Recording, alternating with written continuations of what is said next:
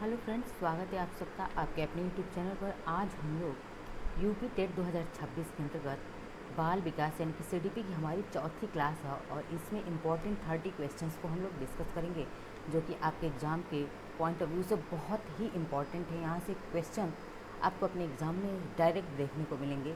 तो आइए देखते हैं पहला प्रश्न। कह रहे प्रासंगिक अंतर्बोध परीक्षण जिसे हम टी टैट कहते हैं का विकास किसके द्वारा किया गया था। तो प्रासंगिक अंतर्बोध परीक्षण का विकास किसके द्वारा किया गया था? साइमंड के द्वारा, होड्समैन के द्वारा, या मर्रे या फिर बैलाक के द्वारा। तो प्रासंगिक अंतर्बोध परीक्षण थीमेटिक परसेप्शन टेस्ट का विकास किसने किया था? ऑप्शन सी राइट आंसर है, मर्रे। किसने किया था? मर्रे ने किया हुआ था। ठीक है, देखिए इसमें इम्पॉर्टेंट है, समझ लीजिए कि प्रासंगिक अंतर्बोध परीक्षण यह किसके लिए होता है? शैक्षिक परीक्षण के लिए। उसमें शैक्षिक परीक्षण का मापन किया जाता है। ठीक है, अब बैलाक ने 10 प्रवृत्तियों के आधार पर टी कहानियों का विश्लेषण का प्रयास किया। एक सबसे इम्पॉर्टेंट परिभाषा आती है इसमें गिलफोर्ड की कि व्यक्तित्व गुणों का समन्वित रूप है। व्यक्तित्व क्या है? तो व्यक्तित्व पर्सनैलिटी क्या है? गुणों का समन्वित रूप। गुणों का समन्वित रूप किसने कहा हुआ है? तो गिलफोर्ड ने कहा। जितनी ये ऐसी परिभाषाएं हैं, परिभाषाओं की मैं एक अलग क्लास ला दूंगी, बहुत ही जल्द अलग क्लास लेके आऊँगी जिससे आपको याद हो सके। दूसरा प्रश्न है, मनोविज्ञान का शिक्षण के क्षेत्र में सबसे बड़ा योगदान क्या है? तो मनोविज्ञान का शिक्षा के क्षेत्र में सबसे बड़ा योगदान क्या है?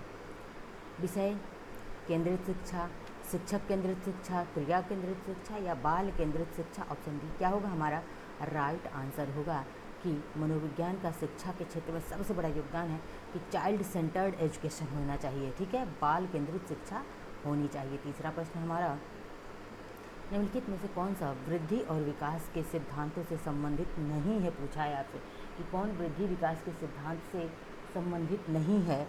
निरंतरता का सिद्धांत, वर्गीकरण का सिद्धांत, समन्वय का सिद्धांत, वैयक्तिकता का सिद्धांत। इनमें से बात करें हम कि वृद्धि और विकास से संबंधित नहीं है तो कौन? ऑप्शन हमारा बी राइट आंसर होगा, वर्गीकरण का सिद्धांत जो है यही संबंधित नहीं है। बाकी निरंतरता का सिद्धांत, समन्वय का सिद्धांत और वैयक्तिकता का सिद्धांत ये वृद्धि और विकास से संबंधित है। आगे बढ़ते हैं, देखते हैं चौथे प्रश्न को। हमारा चौथा प्रश्न है, कक्षा शिक्षण में पाठ प्रस्तावना सोपान सीखने के किस नियम पर आधारित है? यानी कि कक्षा शिक्षण में पाठ प्रस्तावना जो है सीखने के किस नियम पर आधारित है? तो देख लेते हैं, प्रभाव का नियम, सादृश्यता का नियम, तत्परता का नियम, साहचर्य का नियम। तो यह सब नियम बात करें इनमें से कि कक्षा शिक्षण में पाठ प्रस्तावना सोपान सीखने के यह जो तत्परता का नियम है इस पर संबंधित है। ऑप्शन सी हमारा क्या होगा राइट आंसर होगा, तत्परता का नियम। ठीक है, आगे बढ़ते हैं, देखते हैं अगले प्रश्न को। पांचवा प्रश्न हमारा क्या है?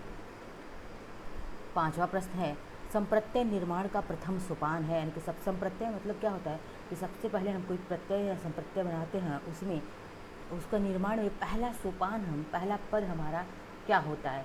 सामान्यकरण करना, विभेदीकरण करना, प्रत्यक्षीकरण करना या फिर पृथक्करण करना। तो संप्रत्यय बनाने के लिए सबसे पहले हम क्या करते हैं? प्रत्यक्षीकरण करते हैं। ठीक है, यानी कि सबसे पहले उस चीज़ को हम देखते हैं कि सही है कि नहीं है। देखिए कह रहा है कि सबसे पहले किन्हीं परिस्थितियों में वस्तुओं अथवा कार्यों में एक समान सादृश्यता वाले उद्दीपक की मानसिक प्रतिमा को हम क्या कहते हैं? प्रत्यय कहते हैं। और प्रत्यय मतलब कि कोई भी चीज़ के बारे में कुछ भी बना, आपका पेन बनाना है तो उस पेन का जो डिज़ाइन आपके दिमाग में आता है वही क्या होता है? संप्रत्यय कहलाता है। छठा प्रश्न है, प्रेक्षणात्मक अधिगम संप्रत्यय किसके द्वारा दिया गया था? प्रेक्षणात्मक तो यह किसके द्वारा दिया गया था? देखते हैं, टोलमैन के द्वारा, बेंडूरा के द्वारा, थर्नडाइक या फिर कोहलर के द्वारा। बहुत इंपॉर्टेंट है कि प्रेक्षणात्मक अधिगम संप्रत्यय किसने दिया था? तो ये अल्बर्ट बेंडूरा का है। ऑप्शन बी हमारा राइट आंसर होगा। बढ़ते हैं आगे, सातवां प्रश्न हमारा है, अधिगम में किसने प्रभाव का नियम दिया था? तो अधिगम में प्रभाव का नियम किसने दिया था? पावलव है, स्किनर है, वॉटसन है और थार्नडाइक हैं। तो प्रभाव का नियम किसने दिया था? थार्नडाइक। ऑप्शन बी हमारा राइट आंसर होगा कि प्रभाव का नियम किसने दिया था? थार्नडाइक ने। थार्नडाइक ने 3 नियम दिए थे अधिगम के, बहुत इंपॉर्टेंट है। पहला नियम क्या है? अभ्यास का नियम। ठीक है, अभ्यास का नियम। दूसरा नियम क्या दिया था इसने? प्रभाव का नियम। उसके बाद से तीसरा नियम क्या दिया था?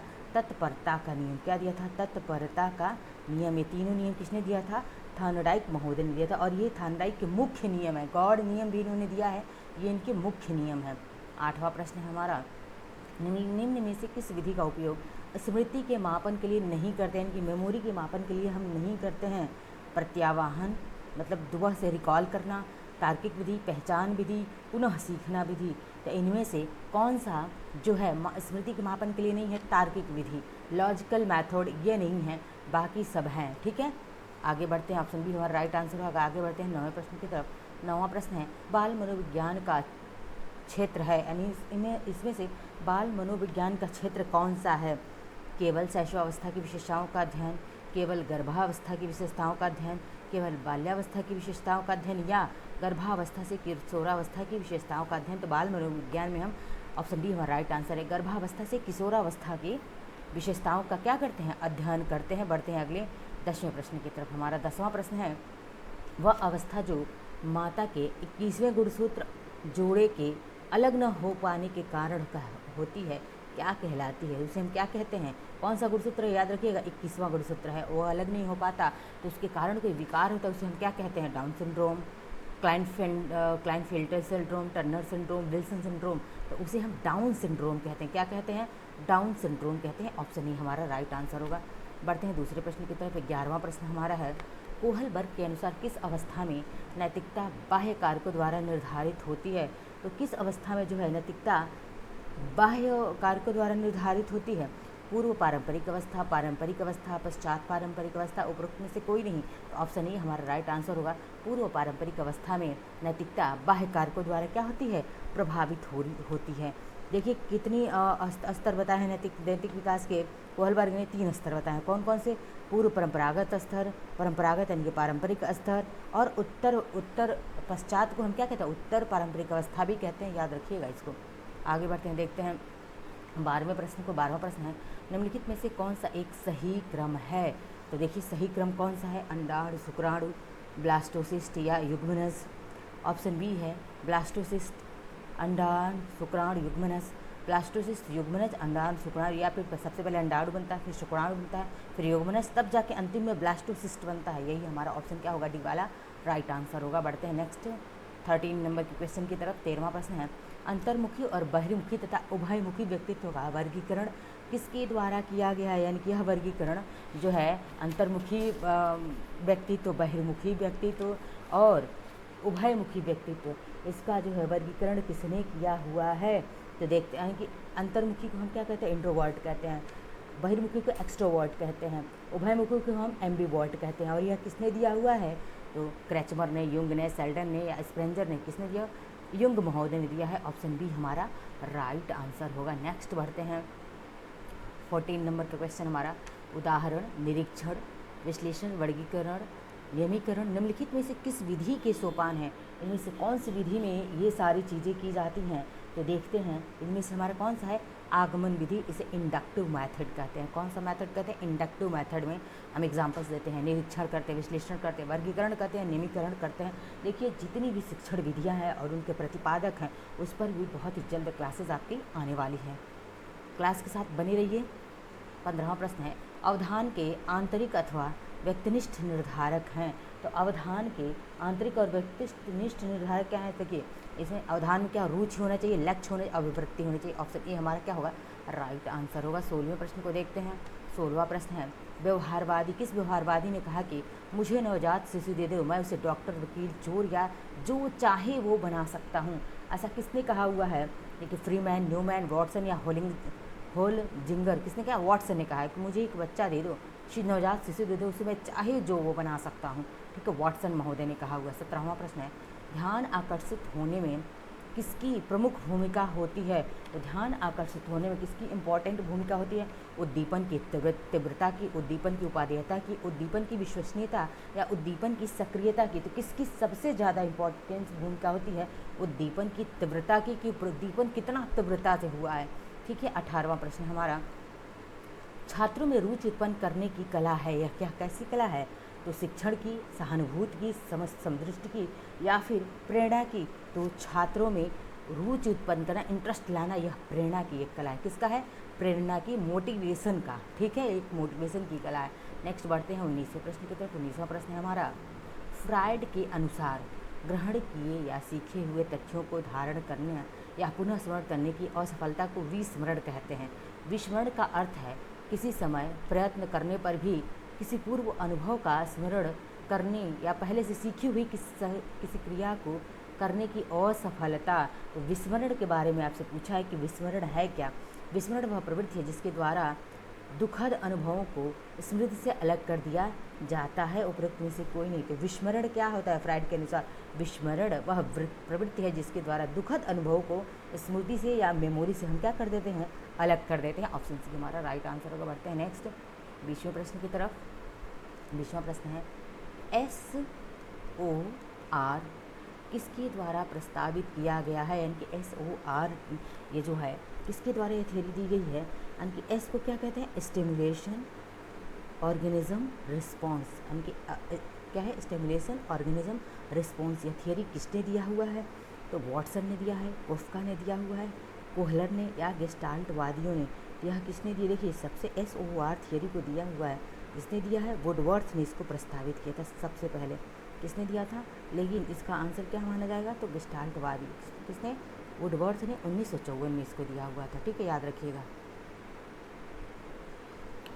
21वां प्रश्न है, वह मापनी जिसमें अंतराल मापनी के समस्त गुण के साथ परम शून्य भी हो सकती है, कौन सी मापनी कहलाती है जिसमें परम शून्य होता है? नामिक मापनी, क्रमसूचक मापनी, अंतराल मापनी या अनुपात मापनी। Option D right answer.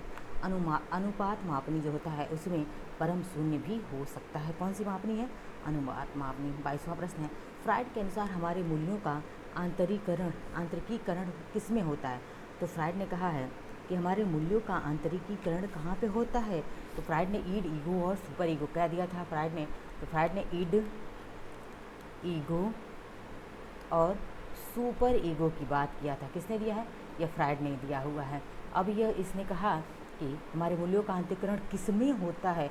यह सुपर ईगो में होता है। कौन सा? सुपर ईगो, जिसे हम परा अहम कहते हैं। ठीक है, ऑप्शन सी हमारा राइट आंसर होगा। बढ़ते हैं नेक्स्ट 23वें प्रश्न की तरफ। 23वां प्रश्न है, अनुभव द्वारा व्यवहार में परिवर्तन क्या कहलाता है? तो अनुभव के द्वारा व्यवहार में परिवर्तन क्या कहलाता है? लर्निंग कहलाता है, सीखना कहलाता है। ऑप्शन बी हमारा क्या है? राइट आंसर होगा, ऑप्शन बी। बढ़ते हैं नेक्स्ट 24वें प्रश्न की तरफ। हमारा 24वां प्रश्न क्या कह रहा है? 24वां प्रश्न है, सांख्यिकी में वह रेखा चित्र जिसमें आवृत्तियों को स्तंभों द्वारा प्रदर्शित किया जाता है क्या कहलाता है? यानी आवृत्ति को हम स्तंभ के द्वारा प्रदर्शित करते हैं, क्या कहलाता है? स्तंभाकृत कहलाता है। ऑप्शन ए हमारा राइट आंसर होगा। नेक्स्ट बढ़ते हैं 25वें प्रश्न की तरफ। 25वां प्रश्न है, विकास की किस अवस्था में बुद्धि का अधिकतम विकास होता है? तो सबसे ज़्यादा अगर हम बात करें कि बुद्धि कहाँ पर विकसित होती है, तो देखिए बाल्यावस्था, शैशवावस्था, किशोरावस्था, प्रौढ़ावस्था, इनमें सबसे ज़्यादा बुद्धि का विकास किशोरावस्थाओं में होता है, टीन एज में होता है। किशोरावस्था को स्टेनले हॉल ने क्या कहा? तनाव तूफान की अवस्था कहा हुआ है। ठीक है। 26वां प्रश्न है, शिशु का अधिकांश व्यवहार आधारित होता है, किस पर आधारित होता है? शिशु का अधिकांश व्यवहार मूल प्रवृत्ति पर, नैतिकता पर, वास्तविकता पर या ध्यान पर? तो मूल प्रवृत्तियों पर। मैकडूगल ने कितने प्रकार की मूल प्रवृत्तियां बताई हैं? 14 प्रकार की मूल प्रवृत्तियां मैकडूगल ने बताई हैं। प्रश्न पूछा जाता है। 27वां प्रश्न है, अंतर्दृष्टि या सूझ द्वारा सीखने के सिद्धांत में कोहलर ने किस पर प्रयोग किया था? तो कोहलर ने सूझ का यह जो है सिद्धांत दिया, वह किस पर? कुत्ते पर, वनमानुष पर, बिल्ली पर या चूहों पर? वनमानुष पर। किस पर? सुल्तान नाम का एक वनमानुष था, उस पर इसने क्या किया था? कोहलर ने अपना प्रयोग किया हुआ था। 28वां प्रश्न है, यह आवश्यक नहीं कि उच्च बुद्धि लब्धि वाले बच्चे में भी क्या होंगे? बच्चे में भी उच्च होंगे। अब क्या उच्च होंगे, क्या अच्छे होंगे, देखते हैं। सृजनशीलता में, अध्ययन में, विश्लेषण करने में, अच्छे अंक प्राप्त करने में। भैया अगर मान लो, ज़रूरी थोड़े है कि अगर बच्चे का बुद्धि लब्धि उच्च है तो वह बच्चा सृजनशीलता में भी उच्च होगा, नहीं, ऐसा नहीं है। ठीक है, ऑप्शन ही हमारा राइट आंसर है। 29वां प्रश्न है, ध्यान को केंद्रित करने की आंतरिक दशा है। तो ध्यान को केंद्रित करने की आंतरिक दशा क्या होती है? अवधि, नवीनता, रुचि या आकार? ऑप्शन सी राइट आंसर है, रुचि, जिसे हम इंटरेस्ट कहते हैं। ठीक है, इंटरेस्ट होगा तभी भी बच्चा पढ़ेगा। आप में अगर इंटरेस्ट होगा तभी आप जो है यूपी टेट में आप क्या, यूपी TET, ठीक है, यूपी टेट में आप हर सब्जेक्ट में 30 आउट ऑफ एटलीस्ट आप 25 प्लस ही रहेंगे। आप में इंटरेस्ट है, बहुत मुश्किल नहीं है इतना लाना। बच्चे 30 आउट ऑफ 30 भी ला रहे हैं, तो ये मुश्किल नहीं, आप ला सकते हैं, लेकिन क्या है, सटीक रणनीति और सही नोट्स बनाने की ज़रूरत और की पॉइंट्स के माध्यम से पढ़ाई करने की ज़रूरत होगी। देखते हैं 30वां प्रश्न आज का, एक परिस्थिति में अर्जित ज्ञान का दूसरी परिस्थिति में उपयोग क्या कहलाता है। तो क्या कहलाता है, देखते हैं। सीखने की विधियाँ, सीखने का स्थानांतर, सीखने में पठार, सीखने में रुचि। तो क्या कहलाता है, एक परिस्थिति में अगर मान लीजिए आपने मैथ्स पढ़ा, मैथ्स थोड़ा लॉजिकल होता है, अब उसी लॉजिक से कहीं आपने रीजनिंग को सॉल्व कर लिया, तो क्या होगा, वह एक जगह का मैथ का सीखा हुआ ज्ञान आपने रीजनिंग में यूटिलाइज कर लिया, उपयोग कर लिया, तो वह सीखने का स्थानांतरण कहलाएगा। ऑप्शन बी हमारा राइट आंसर है। ये थे हमारे आज के ईवीएस के 30 क्वेश्चन। कमेंट बॉक्स में बताइए कि आपने 30 में आपने कितने मार्क्स गेन किए हैं। ठीक है, पढ़ते हैं, मिलते हैं नेक्स्ट लेक्चर में। धन्यवाद।